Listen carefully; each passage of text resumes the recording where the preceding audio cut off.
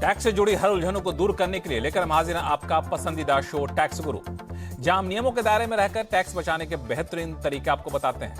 नमस्कार, मैं हूं लक्ष्मण रॉय और आज हमारे साथ होंगे जाने माने टैक्स एक्सपर्ट मुकेश पटेल साहब, जो सीधे अहमदाबाद से हमारे साथ जुड़े हैं। मुकेश पटेल साहब, आपको बहुत बहुत स्वागत है हमारे शो में। और आप ऐसे समय में जुड़ रहे हैं जब सरकार ने काफ़ी पुराना इनकम टैक्स कानून को बदल दिया है, और बदला है तो लोगों को लग रहा है कि पता नहीं क्या क्या बदल गया।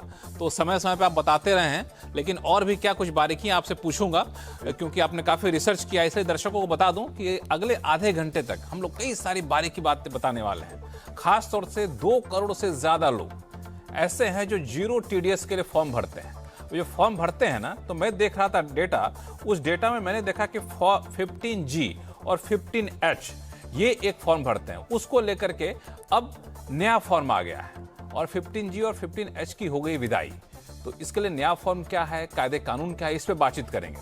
साथ ही साथ ये भी बताएंगे कि नए और पुराने टैक्स, जो इनकम टैक्स एक्ट है, यानी मार्च और अप्रैल के बीच का जो ट्रांजिशन होगा, वहां पे टीडीएस कैसे कटेगा, वो भी बड़ा महत्वपूर्ण बात है, इस पर आपको गौर करना होगा। और एक और चीज, एक बड़ी पेचीदा बात निकलकर सामने आई है कि अगर पिता का सरनेम और बेटा का सरनेम अलग अलग होता है तो पिता अपने बेटा को गिफ्ट दे सकता है क्या? गिफ्ट देना है तो क्या बारीकियां ध्यान रखनी है? इन सारी बातों पर चर्चा करेंगे हम लोग मुकेश पटेल साहब से। लेकिन सबसे पहली बात, फॉर्म 15G और फॉर्म 15H को लेकर के आपको जानकर आश्चर्य हुआ कि करीब 90 लाख 15G फॉर्म भरे जाते हैं और करीब 1 करोड़ 15H फॉर्म भरे जाते हैं, और ये भरे जाते हैं जीरो टीडीएस को क्लेम करने के लिए। अब इतने सारे जो लोग हैं ना, उनके लिए 15G या 15H को भूल जाना है 1 अप्रैल 2026 से, यानी चालू कारोबारी साल से। अब आप कहेंगे भूल जाना है तो करना क्या है? तो ये सबसे महत्वपूर्ण सवाल है कि करना क्या है। तो ये मुकेश पटेल साहब से समझेंगे। मुकेश पटेल साहब, 15G और 15H को भूल जाएंगे, चलिए आपने कहा तो भूल जाता हूं मैं। अब भूल गया तो फिर याद क्या रखना है? याद रखना है लक्ष्मण जी, नया अवतार, नया साल माना 1 अप्रैल 2026 से लेके जो 26-27 टैक्स ईयर है, उसमें हम उपयोग करेंगे फॉर्म 121, और ये दोनों का संगम इसमें किया गया है। माना पहले आपका 15G नॉन सीनियर सिटीजन्स के लिए और 15H सीनियर सिटीजन्स के लिए हुआ करता था। अब दोनों के लिए एक कंसोलिडेटेड फॉर्म 121, याद रखना आसान है, 121, वो 121 याद रख के आपको आगे चलना है। तो फॉर्म 121 जो है, ये जो आपने कहा, तो ये 15G 15H दोनों की जगह एक फॉर्म ले लेगा, फॉर्म 121। तो इसमें 2 फॉर्म नहीं होगा, पहली बात तो ये जरा क्लियर कर दीजिएगा। दूसरा कि बेनिफिट में कोई अंतर आएगा क्या, कि सिर्फ फॉर्म ही बदल रहा है? लक्ष्मण जी, सबसे पहले मैंने जैसे बताया, अब 2 फॉर्म नहीं, एक ही फॉर्म होगा। अब आप पूछेंगे कि नॉन सीनियर सिटीजन और सीनियर सिटीजन, हालांकि ये दोनों केवल रेसिडेंट्स के लिए है। अगर कोई एनआरआई है तो उसको तो टैक्स कटता ही है, वो 15G 15H भी नहीं भर सकता था और 121 भी नहीं भरेगा। अब आपने पूछा कि दोनों में अंतर क्या है और डिडक्टर क्या ख्याल रखेगा। तो अब ये जो सेक्शन, नई सेक्शन है 393 सब सेक्शन 6, उसका फोकस ये है कि अगर जो डेक्लरेंट है, डिडक्टी है, उसकी टैक्सेबल इनकम पर उसको कोई टैक्स नहीं भरना है तो ये डिक्लेरेशन दे सकता है। अब अंतर ये रहेगा कि आप सीनियर सिटीजन हो, माना पहले जो 15H भरते थे, सीनियर सिटीजन के केस में आपको टैक्स नहीं भरना है। इंडिविजुअल को 12 लाख से कम इनकम है, और मान लीजिए पेंशन है तो 12,75,000 स्टैंडर्ड डिडक्शन आप नए रिजीम के तौर से। तो अब ख्याल में ये रखना है कि 12 लाख या 12,75,000 तक सीनियर सिटीजन ये फॉर्म 121 भर सकेगा। और अच्छी बात यह है कि इसको इसी में इनकॉर्पोरेट कर दिया गया है। अगर आप नॉन सीनियर हैं, क्योंकि एज से पता तो चलेगा आप नॉन सीनियर हैं, तो आपके लिए ये 12 लाख वाली लिमिट नहीं लगेगी, आपको बेसिक एग्जम्पशन लिमिट का ही फायदा मिलेगा। न्यू रेजिम में 4 लाख से कम है और पुराने रेजिम ओल्ड रेजिम में 2.5 लाख से कम है, तभी आप ये डिक्लेरेशन भर सकेंगे। बिल्कुल, मैं यही सवाल पूछना ही चाह रहा था कि आपसे कि इसमें इनकम टैक्स की सीमा कोई है कि इनकम कितनी होनी चाहिए। एक चीज और कि ये सिर्फ इंडिविजुअल के लिए है या फिर एचयूएफ हैं, एओपीज हैं, चैरिटेबल ट्रस्ट हैं, वो सब भी इसको भर सकते हैं? बिल्कुल भर सकते हैं, क्योंकि इंडिविजुअल के साथ जो एचयूएफ है उसमें भी ओल्ड और न्यू में मैंने जैसे लिमिट्स बताई 2.5 लाख और 4 लाख, और एओपी के केस में भी यही लिमिट होती है। इनफैक्ट चैरिटेबल ट्रस्ट को भी एओपी माना जाता है, इसलिए उसके केस में भी छोटे छोटे ट्रस्ट है, उनकी 4 लाख से कम इनकम है, तो नए रेजिम के आधार से वो ये फॉर्म 1 to 1 भर सकेंगे। बिल्कुल। तो एक चीज और, इसका काफी फायदा मिलेगा। एक चीज और बड़ा इंटरेस्टिंग सा मामला है कि दोनों में फीचर सेम है कि फीचर अलग अलग है। अगर सेम है तो फिर फॉर्म क्यों बदला, या फिर कुछ अलग फीचर तो वो जरा बता दी दर्शकों को। फीचर्स, एक तो उनका मकसद ये था कि 2 फॉर्म की जगह 1 फॉर्म कर दिया। हाँ, ये तो अच्छा किया। दूसरा, उन्होंने कुछ सुधार ऐसे लाए हैं। एक तो क्या था, पहले सीबीडीटी के सर्कुलर के तहत ये सीनियर सिटीजन को हम विशेष फायदा देते थे रिबेट के आधार से। अब उसमें कई जो इंस्टीट्यूशंस या बैंक्स हैं वो एक्सेप्ट नहीं करते थे। आपको याद होगा टैक्स गुरु में भी बहुत सारे हमारे पास सवाल आते थे।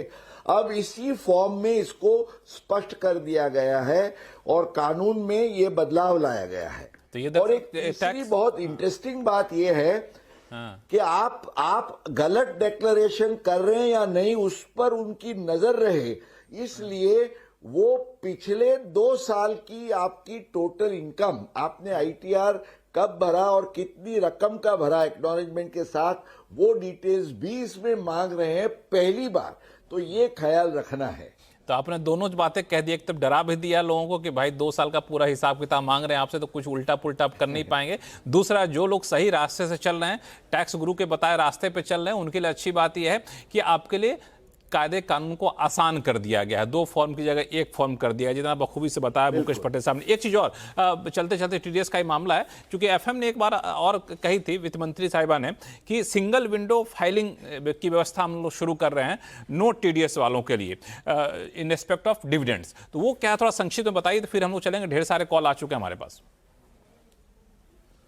लक्ष्मण जी, 1 साल का इंतजार, दैट्स द ओनली आंसर, क्योंकि ये जो बहुत अच्छा प्रोविजन है, आई विश कि उसको लाने में ये इतना विलंब करने की आवश्यकता नहीं थी, पर ये 1 अप्रैल 2027 से अमल में आएगा, इसलिए 1 साल के लिए हमें इंतजार करना पड़ेगा, तब तक इसी फॉर्म से आपको चलाना पड़ेगा। ओह, तो 1 साल का इंतजार करिए। 1 साल जब खत्म हो जाएगा, जब शुरू होगा, तो हम लोग इस पे डिटेल चर्चा करेंगे, आपके लिए कैसे फायदेमंद इस पे बातचीत करेंगे। लेकिन इस बीच कई सारे फोन कॉल्स आ चुके हैं और शुरू करते हैं सवाल जवाब का सिलसिला। सबसे पहले चलते हैं दिल्ली, जहां से उत्साह वार्ष्णेय जी हमारे साथ फोन लाइन पर जुड़ चुके हैं। उत्साह वार्ष्णेय जी, नमस्कार, बताएं क्या उलझन आपकी? नमस्कार सर, सबसे पहले तो सर थैंक यू मुझे मौका देने के लिए, एक सवाल पूछने के लिए। जी, बहुत बहुत धन्यवाद हमारे शो में जुड़ने के लिए। तो मेरा सवाल एक्चुअली थोड़ा पीछे से बैकग्राउंड से चलता हूँ कि मैं फाइनेंशियल ईयर 2024-25 में स्टार्टिंग में, जब अप्रैल स्टार्टिंग में कंपनी ने हम लोगों से टैक्स डिक्लेरेशन और प्रोविजनल डिक्लेरेशन मांगे थे लाइक टैक्स रिजीम के लिए, तो मैंने वहाँ पे उस समय ओल्ड रिजीम कंपनी को बोला था कि ओल्ड रिजीम के थ्रू मैं जाऊंगा और अपने इन्वेस्टमेंट्स वगैरह डिक्लेयर करूंगा। लेकिन जब दिसंबर में कंपनी ने इन्वेस्टमेंट्स वगैरह मांगे तो मेरे पास पूरे नहीं हो पाए थे, तो मैंने कम इन्वेस्टमेंट सिखाए बोला उनको, और उन्होंने फिर उस हिसाब से जनवरी फरवरी मार्च में ज्यादा टैक्स काट लिया। और उस टैक्स के बदौलत जब मैंने आईटीएफ फाइल करने के लिए गया, उससे पहले मैंने एडवांस टैक्स भी थोड़ा एक्स्ट्रा पे कर दिया 1 लाख रुपीज। और जब मैंने आईटीएफ फाइल किया, वो मैंने न्यू रिजीम में फाइल किया क्योंकि वहां मुझे लगा बेनिफिट हो रहा है, तो इसलिए मेरा जो है रिफंड अच्छा खासा बन गया। लेकिन अब वहाँ पे इन्वेस्टमेंट 0 हम लोगों ने दिखाया क्योंकि इन्वेस्टमेंट कुछ थे नहीं न्यू रिजीम में, तो मेरा रिफंड जब मैंने अपना ई फाइलिंग वगैरह सब कर दिया, लेकिन वो अभी तक प्रोसेस होके नहीं आया क्योंकि इसका लाइक आईटीआर वाला आईटी डिपार्टमेंट थोड़ा स्ट्रिक्ट है शायद। तो मेरा अभी आज 1 अप्रैल हो गया, अभी तक कुछ प्रोसेस नहीं हुआ है। सिमिलर सिचुएशन मेरा इस साल फाइनेंशियल 2025-26 के लिए भी है। मैंने ओल्ड रिजीम ही सिलेक्ट कर रखा था, लेकिन न्यू रिजीम ही मेरे लिए बेनिफिशियल होगा जब मैं आईटीएफ फाइल करूंगा। तो इस सिचुएशन में लाइक आईटी डिपार्टमेंट हमारा प्रोसेस नहीं कर रहा है, लाइक वो कैसे क्या है, क्योंकि मेरा कॉन्फिडेंस काफी कम होता जा रहा है लाइक इसको लेके। मन में डर भी रहता है कि पता नहीं, कॉन्फिडेंस क्या कम होगा, मत अभी तक रखिए कुछ- और बिल्कुल वो डर मत रखिए, क्योंकि मुकेश पटेल साहब हैं, वो सारे डर सारे कॉन्फिडेंस को दूर करेंगे। मुकेश पटेल साहब। बिल्कुल लक्ष्मण जी, सबसे पहले तो आशने जी को बताएं, डरने की कोई आवश्यकता नहीं है। आपके रिफंड में जो थोड़ा विलंब हुआ है वो शायद वो बड़ी रकम के कारण, पर उसको ये ओल्ड और न्यू रेजिम की आपकी पसंदगी से कोई भी रिश्ता नाता नहीं है। माना, क्योंकि कानूनन आप जब तक आप रिटर्न फाइल करते हैं तब तक आप अपनी पसंदगी कर सकते हैं। माना, you can decide whether you want to go for old और न्यू। और जिसके केस में बिजनेस इनकम नहीं है वहां तो कोई भी रिस्ट्रिक्शन नहीं है, वो तो हर साल अपना डिसीजन बदल सकता है। और कभी आपने अपने एम्प्लॉयर को एक ऑप्शन बताया है, पर रिटर्न फाइल करते समय आपको लगता है कि दूसरा ऑप्शन आपके लिए ज्यादा फायदेमंद है, तो आप जरूर बदल सकते हैं। इसमें कोई फिक्र मत करिए। सो यू रिलैक्स, कॉन्फिडेंस को लो मत करिए, and it will be perfect. I am sure आपको रिफंड भी मिलेगा और ये नया रिटर्न भरने में आपको कोई संशय रखने का कारण नहीं है। उत्साह वार्ष्णेय जी, उत्साह वापस आया कि नहीं आया? बिल्कुल उम्मीद तो लग रही है पूरा कि सब कुछ अच्छा होना चाहिए। लाइक देखते हैं बाकी आईटी डिपार्टमेंट कैसे प्रोसेस करते हैं। जब तक नहीं, बिल्कुल अच्छा प्रोसेस होगा, और नहीं होगा तो हम लोग यहाँ बैठे हुए हैं। और मुकेश पटेल साहब जो है सो सिर्फ आपको ही सलाह नहीं देते हैं, हमें सलाह नहीं देते हैं, दरअसल इनकम टैक्स डिपार्टमेंट को भी सलाह देते हैं। बहुत कम लोग जानते हैं इस बात को, इसीलिए कुछ होगा तो मुकेश पटेल साहब को पकड़ा जाएगा, कहेगा कि आप थोड़ा सलाह दीजिए क्या करना है। लेकिन कोई टेंशन की बात नहीं है, कभी कोई उलझन हो तो ऐसे ही आप tax@moneycontrol.com पे लिखिएगा, हम लोग आपकी समस्या को दूर करेंगे। अभी एक और फोन कॉल आ चुका है गुजरात के वडोदरा से, विनोद पारिक साहब हमारे साथ जुड़ चुके हैं फोन लाइन पे। विनोद पारिक साहब नमस्कार जी। नमस्कार। मैं लखपत जी आपका और मुकेश सर का बहुत बड़ा फ्रेंड हूँ, और मैं हार्डली मॉर्निंग का शो मिस करता हूँ। मॉर्निंग का शो मिस करता हूँ। मेरा आज का क्वेश्चन ये है कि मैं बहुत साल से शेयर बाजार में काम करता हूँ, शायद हर्षद भाई का टाइम से। लेकिन क्या है कि कुछ कंपनी का शेयर मेरे पास ऐसा है कि जो डीलिस्ट हो गए हैं, जैसे कि पारक प्लेटिनम, LML, रोल्टा, वीडियोकॉन, सिंटेक्स, ऐसे 4-5 शेयर है। तो मुझे मुकेश सर से ये पूछना था कि एज ऑन टुडे मेरे इनकम टैक्स में वो उसका पैसा बताता है कि मेरा शेयर मैंने इस भाव में लिया है, तो वो डीलिस्ट हो गया तो उसका कोई वैल्यू तो अभी आएगा नहीं। तो can I show it as a long term capital loss, and if yes under which section? ये दरअसल आपकी जो समस्या है ना, वो बहुत लोगों की समस्या ये है, और पहले तो बहुत फ़ोन कॉल्स भी आते थे। मुकेश पटेल साहब, इनके सवाल का जवाब तो दीजिए, साथ ही साथ ऐसे जितने लोग जिनके पास डिलिस्ट किए हुए शेयर पड़े हुए हैं उनको भी बता दीजिए कुछ ऐसा टिप्स जो टैक्स गुरु देखें और बिल्कुल वाह करना शुरू कर दें।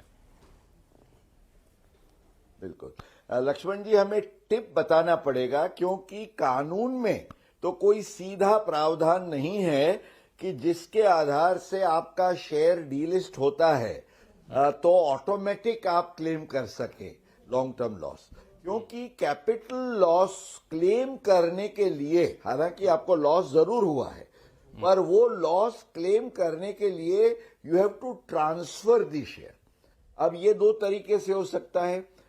लिस्टिंग होता है तब तो आप उसको लिस्टेड शेयर्स को ब्रोकर और मार्केट के थ्रू कर सकते हैं अपने डीमेट अकाउंट से। पर अगर डीलिस्टेड शेयर्स हैं तो उस केस में आपको ऑफ मार्केट ट्रांजैक्शन करना पड़ेगा। तो ऑफ मार्केट ट्रांजैक्शन ट्रांसफर करते हैं लक्ष्मण जी हमारे दर्शक, तो ये बिल्कुल कानूनन तरीका है, और उस केस में टेक्निकली जीरो तो नहीं बता सकते हैं, क्योंकि otherwise the computer will not take that figure. उसको कुछ भी एक टोकन, 1 रुपये का भी आप वैल्यू दिखा के आपकी जो कॉस्ट प्राइस है और ये 1 रुपये का जो डिफरेंस है उसको आप लॉन्ग टर्म कैपिटल लॉस जरूर कर सकते हैं। और ऑफ मार्केट में you have to find somebody who will buy this share. तो अपने फैमिली में भी ये रख सकते हैं, अपने नोन एंटिटीज में रख सकते हैं, और ये ट्रांसफर के तहत ये डीलिस्टेड शेयर्स का लॉन्ग टर्म कैपिटल लॉस आप जरूर ले सकते हैं। ये कानूनन बिल्कुल रास्ता है, और ये हमारे दर्शकों के लिए उपयोगी टिप है लक्ष्मण जी। लेकिन इसमें एक चीज़ समझ नहीं पा रहा हूँ मुकेश पटेल साहब कि ये डीलिस्ट किए हुए शेयर का अकाउंट में बने रहना ये एक तो बहुत ही कॉमन समस्या है, और डीलिस्ट हो गया शेयर ये भी कोई गैर कानूनी है। इनकम टैक्स विभाग को कुछ ऐसा व्यवस्था करनी चाहिए, ये झंझट खत्म हो जाए। डीलिस्ट किया हुआ शेयर है, पता है आपको, तो आप उसका किसी प्रोविजन के तहत क्लेम करिए, खत्म करिए कहानी। इसके लिए तो एक कानूनन बदलाव लाना पड़ेगा, कानूनन बदलाव और लाना हम पड़ेगा, सब इंतजार करें कि अब नेक्स्ट बजट में इसके बारे में कोई हम सुझाव रखें वित्त मंत्री के लिए कि भाई अब किसी का नसीब ही ऐसा है कि शेयर डीलिस्ट हो गया तो नुकसान है, एटलीस्ट टैक्स पर्पस के लिए तो उसको कुछ फायदा लेने दीजिए। बिल्कुल। विनोद पारिक साहब, कोई अब कंफ्यूजन तो नहीं है? मेरा एक तो और क्वेश्चन ऐसा आ गया कि can I transfer this share, तो ये उसको मैं रिलेटिव के नाम से ट्रांसफर कर सकता हूँ 1 रुपये में?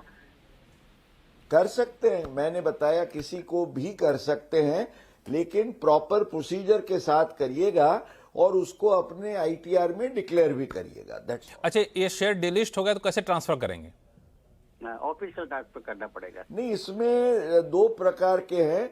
ऑफ मार्केट में अगर ISIN नंबर उसका है तो आपको इतना तो सतर्क रहना है कि वो बिल्कुल ऑफ मार्केट भी ना हो। इसमें 2 प्रकार की सिचुएशंस हो सकती है लक्ष्मण जी। एक, मार्केट में उसके ट्रांजैक्शंस होते हैं तो वो लिस्टिंग के आधार से आप कर सकते हैं। अगर वो totally if it is of the transfer list तो कुछ नहीं कर सकते आप।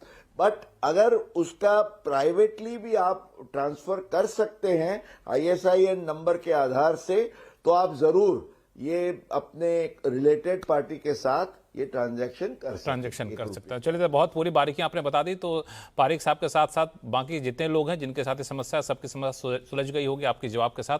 और फिलहाल वक्त है छोटे से ब्रेक का। ब्रेक का बताएं कि मार्च अप्रैल का जो ट्रांजिशन पीरियड है उस दौरान अगर आपको TDS कट रहा है तो कैसे उसको क्लेम करें, इस पर बातचीत करेंगे। छोटे से ब्रेक के बाद लौटते हैं, कहीं जाइएगा नहीं।